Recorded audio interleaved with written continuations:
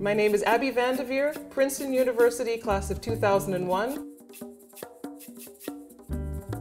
The Department of Art and Archaeology, Program 2 in the Visual Arts. I initially wanted to be a dentist. In my freshman and sophomore year, I took all of the science classes in order to prepare for dental school. It was in my sophomore year that I decided that I wanted to major in art alongside these pre-med classes. As part of a course I had to take, we got to go around the Princeton University Art Museum and find out what each of the people who worked there did. So we met with the registrars, the curators, but we also went up to the conservation studio. And when I walked into that room and saw these paintings being restored by Norman Muller, I thought, wow, this combination of art and science is perfect for me. And that day I called my mother up and said, I'm going to be a paintings conservator. Sorry, I'm not going to be a dentist anymore.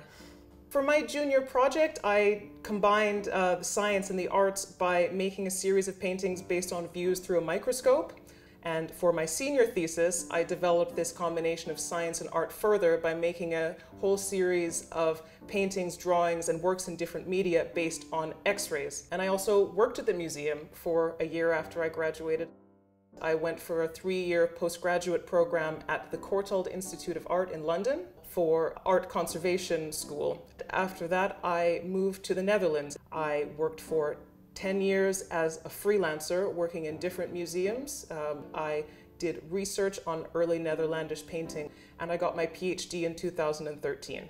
Since 2015, I've been working here in the Mauritshuis in The Hague as a paintings conservator. It is a small but beautiful collection with some of the best examples of Dutch Golden Age art, including Vermeer's Girl with a Pearl Earring. I am also a coordinator and lecturer of a new master's program in technical art history at the University of Amsterdam. In what little spare time I have, I play roller derby. I play for the Amsterdam Derby Dames and at the moment also for the Dutch national team.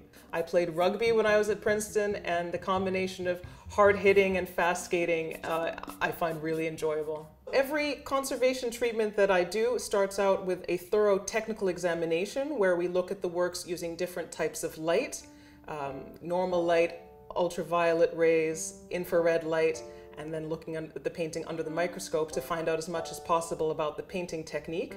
This still life by Peter Claesson shows a skull and a stack of books and other objects related to life slipping away.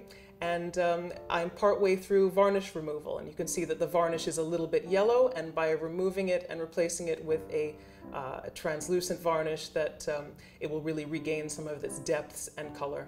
In addition to treating and restoring paintings, I do a lot of research about painting technique. A painting hanging right now in an exhibition at the Mauritshuis is a painting of a goddess, and it is a very rare example of a painting on gold leather. And I got to examine this painting when it came up to the studio before the exhibition.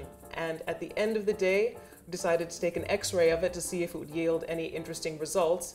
And we came up with a fantastic discovery that the whole gold background would have had these stamped punch decorations that would have made the whole background glitter and shimmer in the candlelight, but has now been covered up in the centuries since. So what I call the leather lady has gone from a piece that was hanging downstairs in the storage facilities to something that scholars and researchers are really interested in. And these are the types of discoveries that make my work so exciting.